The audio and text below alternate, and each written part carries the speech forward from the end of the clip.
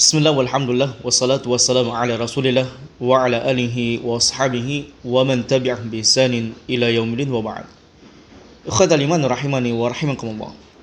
Tidak sedikit manusia apabila kita menasihati mereka, menjelaskan penyimpangan dan kesesatan seorang dai yang tidak berjalan di atas koridor dan agama yang Allah Subhanahu wa taala turunkan, atau yang diperintahkan dan dicontohkan oleh Nabi SAW, maka mereka pun kemudian marah.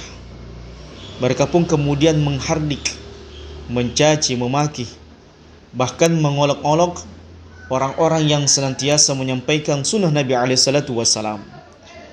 Maka hal ini jamaah rahmatullah subhanahu wa ta'ala tidak jauh seperti apa yang telah pernah dilakukan oleh orang-orang kafir Quraisy dahulu.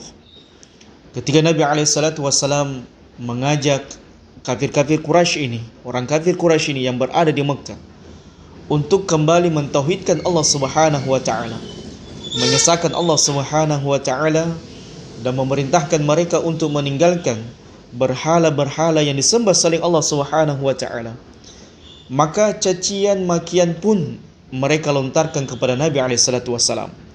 Tidak sedikit manusia yang kemudian mengatakan, jangan ikuti Muhammad. Muhammad itu adalah orang gila. Jangan ikuti Muhammad. Muhammad itu tukang sihir. Jangan ikuti Muhammad. Muhammad ini begini dan begitu. Maka demikianlah zaman rahmatullah subhanahu wa ta'ala. Siapa yang senantiasa mengajak kepada tauhid, maka para pelaku kesyirikan itu akan senantiasa menghalang-halangi mereka. Orang-orang yang senantiasa melakukan berbagai macam ritual kesyirikan, apakah yang berkaitan dengan kubur, berkaitan dengan wali, berkaitan dengan orang-orang soleh, maka mereka akan senantiasa mengejek, mengolok-olok orang-orang yang senantiasa mengajak kepada tauhid, mengesahkan Allah Subhanahu wa taala. Demikian halnya orang-orang yang senantiasa mengendakwakan sunnah Nabi SAW. Maka orang-orang yang firqah-firqah yang senantiasa mengamalkan amalan bid'ah, amalan yang tidak ada tuntunannya dari Nabi SAW, maka mereka akan merendahkan da'i yang mengajak kepada sunnah Nabi SAW.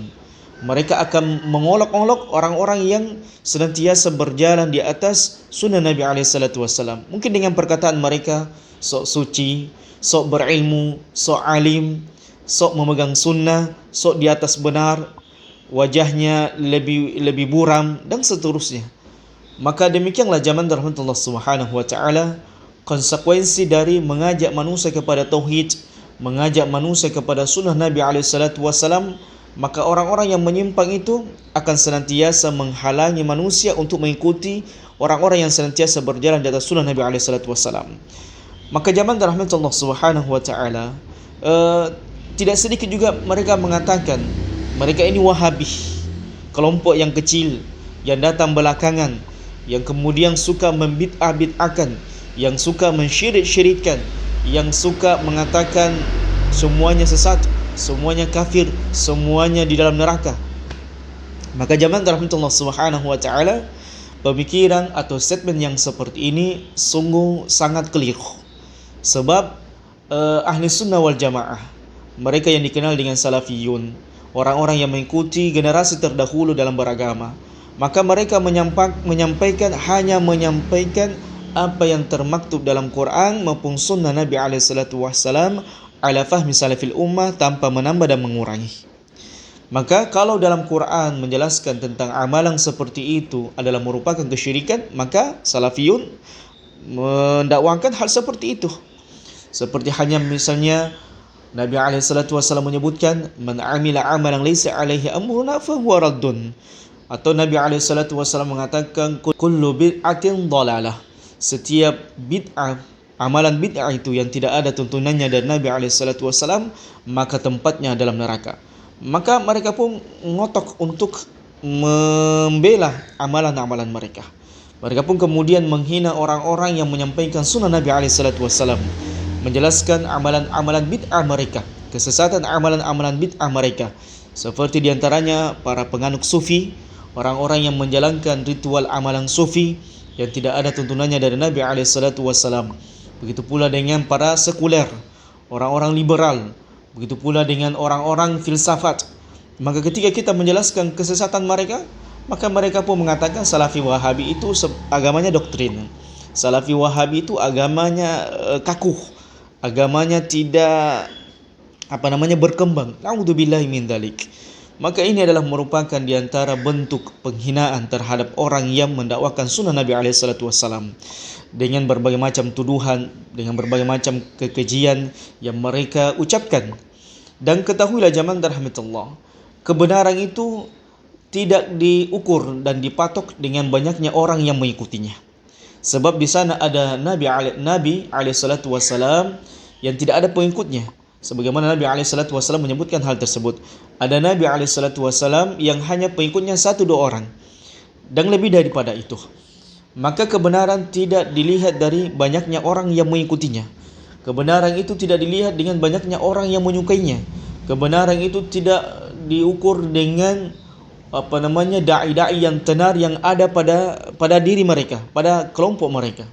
Akan tetapi kebenaran adalah segala sesuatunya yang bersumberkan dari Allah Subhanahu wa taala, yang Allah Subhanahu wa taala firmankan dalam Quran dan yang disabdakan oleh Nabi alaihi salatu wasallam. Sehingga ketika Nabi alaihi salatu wasallam mengajak manusia pada saat itu kepada tauhid, untuk senantiasa menjalankan sunnah Nabi alaihi salatu wasallam, dan ada yang membantahnya, ada yang mengolok-oloknya, ada yang kemudian tidak menyukai dakwah Nabi alaihi salatu wasallam, maka Allah Subhanahu wa taala menurunkan ayat sebagai bentuk tantangan kepada mereka. Qul hatu burhanakum in kuntum shadiqin. Kalau kalian benar-benar di atas kebenaran, menolak agama tauhid, menolak mengesahkan Allah Subhanahu wa taala, menolak agama dari sisi Allah Subhanahu wa taala, qul hatu burhanakum in kuntum shadiqin, maka datangkan hujjah atas penolakan kalian, datangkan dalil atas apa yang kalian argumenkan menolak dari ajaran Nabi alaihi salatu wasallam, in kuntum shadiqin, apabila kalian benar-benar orang-orang yang jujur di atas kebenaran. Maka demikianlah jamaah rahmat Allah Subhanahu wa taala, ujian dakwah tauhid, ujian dakwah sunnah Nabi alaihi salatu wasallam akan senantiasa kita dapatkan di tengah-tengah umat manusia dengan berbagai macam tuduhan, cacian, makian dan label-label lakop-lakop yang buruk yang mereka alamatkan kepada orang-orang yang senantiasa mengikuti sunnah Nabi alaihi salatu wasallam. Sehingga Nabi alaihi salatu wasallam mengatakan bahwasanya Islam ini datang dalam keadaan asing dan kembali akan menjadi asing. Dan sesungguhnya orang-orang yang senantiasa memegang sunnah Nabi alaihi salatu wasallam, maka mereka ibarat orang yang menggenggam bara api. Dia panas, dia sangat menyakitkan, dia menguras emosi kita, emosional kita, kesabaran kita. Namun itu adalah merupakan sebuah kebenaran, sebuah ketetapan dari Allah Subhanahu wa taala, dan melepaskan sunnah yang merupakan bara api itu adalah merupakan kebinasaan. Maka kita bersabar di atas cacian makian dan hinaan dari orang-orang yang tidak menyukai dakwah sunnah Nabi alaihi salatu wasallam. Hadza wallahu a'lam bissawab.